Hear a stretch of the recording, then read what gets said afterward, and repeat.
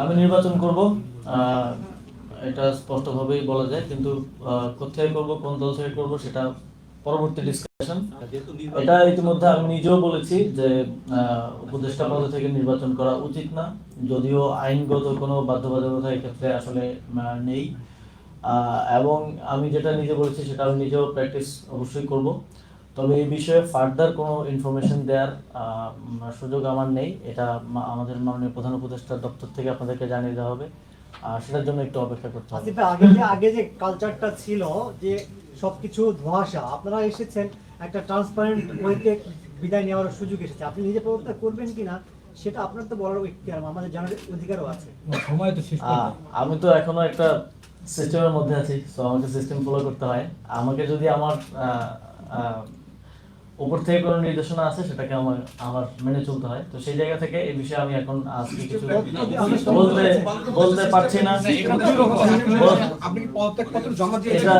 এটা মাননীয় প্রধান উপদেষ্টার দপ্তর থেকে আপনাদেরকে জানিয়ে দেওয়া হবে। এই বিষয়টা আর লেখি না করি, আর কোনো প্রশ্ন থাকলে আজকে প্রসঙ্গে একটা কথা বলি। আপনি যে প্রেস ব্রিফিং করেছেন সেখানে যে এই এতদিন দায়িত্ব পালন করেন, যেহেতু নির্বাচন করেন 2 দিন আগে পরে হয়তো আপনি এতদিন দায়িত্ব পালনের ক্ষেত্রে মানে উপদেষ্টা হিসেবে খুব গুরুত্বপূর্ণ সুখকর কোনো ঘটনা আর সবচেয়ে তিক্ত ঘটনা যেটা নিয়ে আপনি হয়তো বিদায় নেবেন, এরকম যে একটা অভিজ্ঞতা যদি করেন। সেভাবে আসলে ডিস্টিংগুইশ ভাবে চিন্তা করার মতো সময় হয় নাই।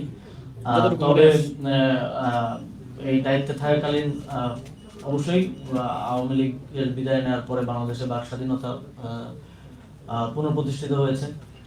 তবে আমি মনে করি কোনো কোনো ক্ষেত্রে আমার ক্ষেত্রে বাক স্বাধীনতার অনেকে অপপ্রয়োগও করেছেন, অনেক সংবাদ মাধ্যমও করেছে, যদিও আমাদের জায়গা থেকে আমরা সেটা পরিষ্কার করার চেষ্টা করেছি।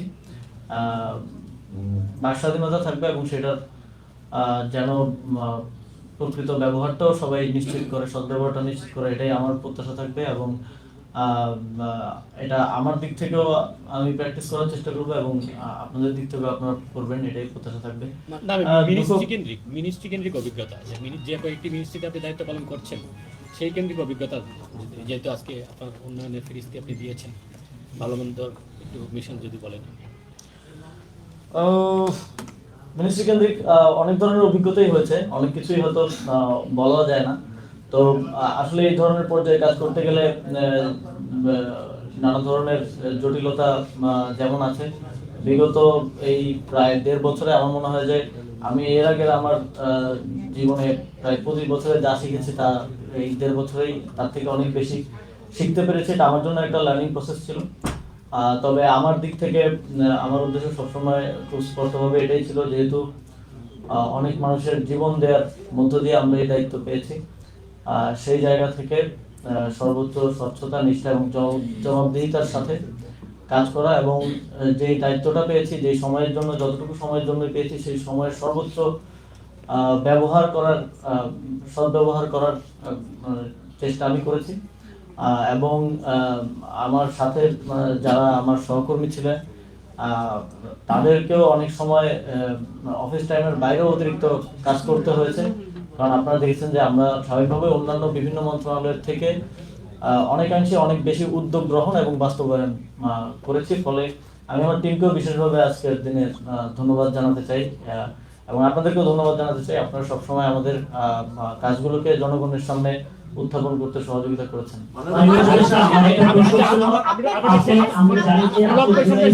ধারণ করে একটু দল গঠন করা হয়েছে এনসিপি। দল গঠন করার আগে যখন জুলাই আন্দোলনে আপনারা সবাই একসাথে ছিলেন, আপনি পদত্যাগ করবেন আজকে না হয় কাল, সেটা আমরা হয়তো জানবো।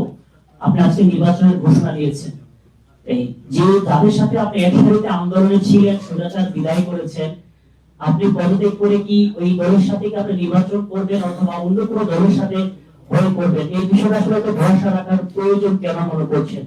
অথবা আপনি এনসিপির সাথে নির্বাচন করবেন, সেটা ঘোষণাতে মানে বিষয় স্পষ্ট করবেন কিনা? ধোঁয়াশা রাখছি না, এই বিষয়ে আসলে সত্যিকার অর্থেই কোনো সিদ্ধান্ত হয়নি এখনো। এই বিষয়ে যদি চূড়ান্ত সিদ্ধান্ত হয় তাহলে আপনারা সবাই জানতে পারবেন।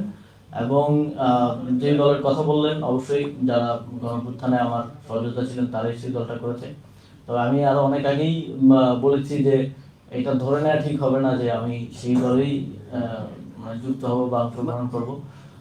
তবে আশা করি আগামী কয়েকদিনের মধ্যে সবকিছু পরিষ্কার হয়ে যাবে। মাননীয় উপদেষ্টা, আমরা যেটা জেনেছি যে আপনি বিএনপি থেকে নির্বাচন করবেন এবং ধানমন্ডি থেকে, এটার সত্যতা কতটুকু? আমার জানার মতে বিএনপি ধানমন্ডিতে নমিনেশন দিয়েছে। এই ধরনের স্পেকুলেশন, অনেক ধরনের স্পেকুলেশন হয়েছে।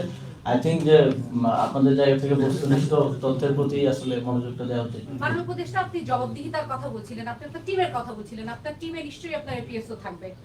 ওনার বিরুদ্ধে দুর্নীতির একটা অভিযোগ উঠেছিল এবং সেই তদন্ত দুদকে ভাটা পড়েছে, সেই বিষয়টি কিন্তু আপনি নজরে দায়িত্বে থাকা অবস্থায় আনেননি, তাহলে স্বচ্ছতার বিষয়টা আসলে কোথায় আসলো? আমার সোশ্যাল মিডিয়ায় আমি পোস্ট করে জানিয়েছিলাম সে সময় যে দুদককে আমি অনুরোধ করেছিলাম এই বিষয়টি তদন্ত করার জন্য, এবং এটা আপনারাও কভার করেছিলেন। যখন এই বিষয়ে অভিযোগ আসে আমার জায়গা থেকে আমি সর্বোচ্চ আমার এই কনফিডেন্সটা ছিল যে আমি কাউকে এ ধরনের কোনো কিছু করার সুযোগ দেইনি এবং আমার টিমের কেউ এই ধরনের কোনো কিছুর সাথে জড়িত নয়। সে কারণে আমি নিজেই দুদকে যোগাযোগ করে তাদেরকে অনুরোধ করে এই বিষয়ে অধিকতর অনুসন্ধান করার জন্য।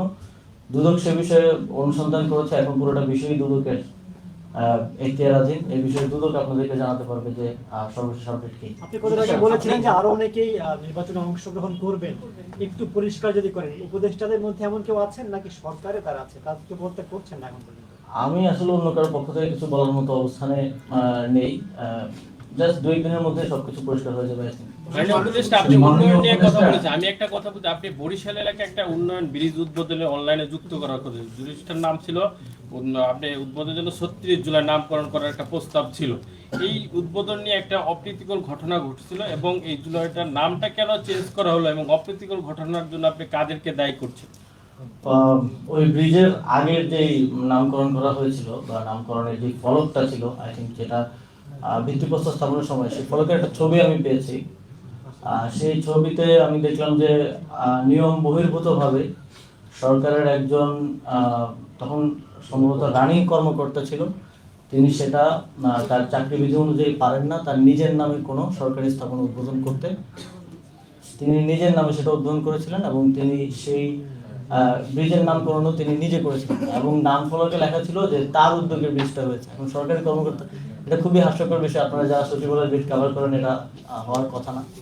তো সেই জায়গা থেকেই নাম পরিবর্তন করার প্রয়োজন বোধ হয়েছে মন্ত্রণালয়ের, এবং স্থানীয় সরকার বিভাগ নাম পরিবর্তন করেছে এবং সেখানে এক ধরনের ওই ব্যক্তিরই উদ্যোগে এক ধরনের বিশৃঙ্খলা সৃষ্টি করা হয়েছিল এবং পরবর্তীতে স্থানীয় প্রশাসনের মাধ্যমে ইতিমধ্যেই মামলাও গ্রহণ করা হয়েছে এবং এই বিষয়ে পরবর্তী নামকরণ করার ব্যাপারে রিয়া গোপ নামে যে মহিলা ক্রীড়া কমপ্লেক্স নাম আপনারা চেঞ্জ করেছেন, ওটার নাম ছিল সুলতানা কামাল ক্রীড়া কমপ্লেক্স। সুলতানা কামাল বাংলাদেশের প্রথম নতুন মানবী এবং বিদেশ থেকে প্রথম বিদেশে গিয়েছেন এবং উনি কিন্তু বাংলাদেশের একজন মানবী কি বলা যায় আইডল ছিলেন। বিয়ে হয়েছে অনেক পরে 75 এসে বিয়ে হয়েছে, কিন্তু 71 আগে তিনি তো অনেক বড় একটা ছিলেন। তার নামটা কিভাবে কেন পরিবর্তন করার কি যুক্তিকতা ছিল? আমরা আমাদের মানে গণঅভ্যুত্থানের শহীদ, আপনারা জানেন যে রিয়া গোপ, তিনি সনাতন ধর্মী এবং একটা ছোট বাচ্চা নারায়ণগঞ্জে শহীদ হয়েছেন। তাকে স্মরণীয় করে রাখার জন্য ওই ক্রীড়া স্থাপনার নামকরণ করেছি। অবশ্যই সুলতানা কামালের প্রতিও আমাদের সম্মান আছে এবং আমরা যে কোনো ক্রীড়া প্রতিষ্ঠানের বা ক্রীড়া স্থাপনার নাম ওনার নামে নামকরণ করে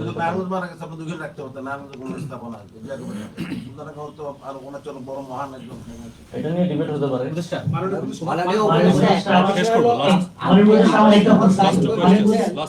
আপনি দায়িত্ব নিয়েছেন এই ধরেন 1.5 বছর হলো, সেখানে এই মন্ত্রণালয় চালানোর ক্ষেত্রে আপনি কোনো চ্যালেঞ্জের মুখে পড়েছেন কিনা, যেটা নাকি আপনার অপ্রীতি রয়ে গেল, এবং এই যে আমলাতান্ত্রিক জটিলতার মধ্যে আপনি কোনো পড়েছেন কিনা একজন উপদেষ্টা হিসেবে?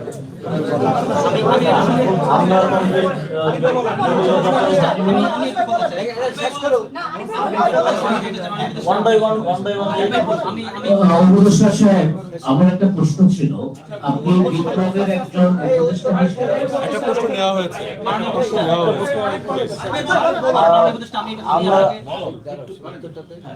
আমলাতান্ত্রিক জটিলতা তো সবসময়ই থাকে, আপনারা জানেন। তবে থ্যাঙ্কস টু মাই টিম, যারা আমার মন্ত্রণালয়গুলোতে সচিবের দায়িত্ব পালন করেছেন এবং বিভিন্ন গুরুত্বপূর্ণ শাখার দায়িত্ব পালন করেছেন, ওনারা কখনো সেভাবে এটা ফিল হতে দেন নাই। অবশ্য আপনারা জানেন যে অনেক আন্তঃ মন্ত্রণালয় প্রক্রিয়ার মধ্য দিয়ে অনেক কাজ বাস্তবায়ন করতে হয়, সেক্ষেত্রে জটিলতা হয়েছে, দীর্ঘসূত্রিতা হয়েছে, অনেক কাজই হয়তো যথাসময়ে বাস্তবায়ন করা যায়নি, অনেক কাজই হয়তো এখনো প্রক্রিয়াধীন আছে এই ইয়ার কারণে। তারপরেও আমি যে টিম পেয়েছি উভয় মন্ত্রণালয়ে যারা দায়িত্বে ছিলেন, তারা খুব দ্রুততার সাথে কাজ বাস্তবায়ন করেছেন। আপনি আপনার উন্নয়নের কথা বলেছেন, আপনি 20 মিনিট ধরে বলেছেন। এর পাশাপাশি আপনার বিরুদ্ধে, নিজের বিরুদ্ধেও অনেকগুলো অভিযোগ আসছে। আমি স্পেসিফিক আপনার দুদিন বসে বলছি, 25 সেকেন্ডের মধ্যে বলছি। আপনি এখানে দুজন সচিব নিয়ে বসছেন, আপনার মন্ত্রণালয়ের অধীনে আরেকজন সচিব আছেন, 1 মাস আগ থেকে উনি এখানে জয়েন করেছেন, তাকে আপনি জয়েন করতে দিচ্ছেন না। বিভিন্ন ডিপার্টমেন্টের সংস্থাগুলোতে, শীর্ষ পদগুলোতে আমি আপনাকে বলছি অভিযোগ আকারে, শীর্ষ পদগুলোতে আপনি আপনার পছন্দ না হলে আপনি সেখানে কাউকে নিয়োগ দিচ্ছেন না, পদায়ন করছেন না। বিভিন্ন সময় আপনার নিজের এলাকা মুরাদনগর করার জন্য আপনি অনেকগুলো প্রজেক্ট নিয়েছেন, যেহেতু আপনি একজন উপদেষ্টা হিসেবে আপনি শপথ নিয়েছেন কোনো রাগ বিরাগ অনুভূতি না হয়ে আপনি সবার জন্য কাজ করবেন। এই যে এই পক্ষপাত দুষ্ট, এই আপনার বিরুদ্ধে অভিযোগ সবকিছু মিলে যাতে আপনার কাছে একটু বলেন। কোন একজন সচিব জনপ্রশাসন মন্ত্রণালয় থেকে জয়েনিং পেয়েছেন, কিন্তু আপনারা জানেন যে প্র্যাকটিস অনুযায়ী তার জয়েনিং লেটারটা ওই মন্ত্রণালয়ের দায়িত্বে যিনি আছেন তাকে অ্যাকসেপ্ট করতে হয়। এবং এটা পল্লী উন্নয়ন সমবায় বিভাগে প্রথমবার হয় নাই, এটা এর আগে এই সরকারের আমলেই মৎস্য ও প্রাণী সম্পদ মন্ত্রণালয় হয়েছে এবং আরো একটা মন্ত্রণালয়ে হয়েছে, যে শ্রম মন্ত্রণালয়ও হয়েছে। উপদেষ্টা জয়েনিংটা অ্যাকসেপ্ট না করার কারণে ফিরে যেতে হয়েছে। এটাই প্র্যাকটিস এবং এটাই নিয়ম, এখানে নিয়মের বাইরে কোনো কিছু হয় নাই। এবং যেটা ওই আঞ্চলিক পক্ষপাতের বিষয়ে যেই অভিযোগটা এসছে, আপনারা হয়তো দেখেছেন যে প্রথম আলোর একদম ফ্রন্ট পেজে খুবই সুন্দর ভাষায় একটা হেডলাইন দেওয়া হয়েছিল যে ওই আমার নিজের এলাকায় কুমিল্লায় আমি একটা প্রজেক্ট নিয়েছি, কিন্তু আমি জানি না ওনারা কিসের ভিত্তিতে নিউজ করেছেন, কারণ সেই একটা প্রজেক্ট পাশ হওয়ার আগ পর্যন্ত তো আপনি সেটা নিয়ে কভার করাটা কতটুকু, আমি নিজে সাংবাদিকতায় পড়াশোনা করিনি, আপনারা হয়তো বেটার জানবেন। এই প্রজেক্টটা এখনো পাস হয়নি এবং এই প্রজেক্টটা আপনারা জানেন যে তফসিল হয়ে গেলে আর কোনো একনেক বৈঠক হবে না, তো এই সরকার আমলে পাস হচ্ছে না। ফলে এই যে অভিযোগ এবং বাস্তবতার মধ্যে একটা ফারাক আছে, কারণ সাধারণ জনগণ হয়তো এত জটিলতা বোঝে না যে প্রজেক্ট পাস হলো কি হলো না সেটা তারা দেখে না, নিউজ দেখেই মনে করতে পারে যে এটা এখানে হয়েছে। আবার নিউজে 2টা জেলার কথাই উল্লেখ করা হয়েছে, অথচ এরকম প্রজেক্ট 20টা 24টা জেলায় আছে। আমাদের সময় নেওয়া হয়েছে 4টা জেলায়, এর আগে নেওয়া হয়েছে 20টা জেলায় এবং আরো এরকম 6-7টা জেলায় প্রকল্প নেওয়ার প্রক্রিয়াধীন আছে। তো এটা অনেক সময় প্রেজেন্টেশনের কারণে মনে হতে পারে অথবা উদ্দেশ্যপূর্ণভাবে প্রেজেন্ট করা হতে পারে, তবে চূড়ান্তভাবে পাস হওয়ার আগে নিউজ করাটাও আই থিঙ্ক যে কতটুকু বাস্তবসম্মত এবং অনেক সময় পারসেপশনটা তৈরি করা যায় এই নিউজ করার মাধ্যমে। কারণ সাধারণ জনগণ হয়তো আপনারা যারা সচিবালয় বিট কভার করেন তারা জানেন যে একটা প্রকল্প পাস হওয়ার প্রক্রিয়াগুলো কি কি বা কখন চূড়ান্তভাবে পাস হয়ে এসছে, কিন্তু সাধারণ জনগণ তো আর সেটা বোঝে না, তারা নিউজ দেখেই মনে করে যে হয়ে গেছে, কিন্তু আসলে ওই প্রকল্পটা পাসই হয়নি। কিন্তু এটা দিয়ে নিউজ করে এক ধরনের পারসেপশন তৈরি করে ফেলা হয়েছে যে আসিফ মাহমুদ স্থানীয় পক্ষপাতিত্ব করছেন। আর ইতিমধ্যে আমি সম্পদের হিসাব বিবরণী আজকে সকালে দাখিল করেছি এবং আমার যে কূটনৈতিক পাসপোর্ট আছে সেটাও আমি ক্যান্সেল করেছি। মাননীয় উপদেষ্টা, আপনার আজকের যে ব্রিফিং এখানে বিদায়ের শুরু, আপনি কি কালকে উপদেষ্টা পরিষদের বৈঠক আছে সেখানে কি পদত্যাগ পত্র জমা দেবেন না আজকে দিয়েছেন?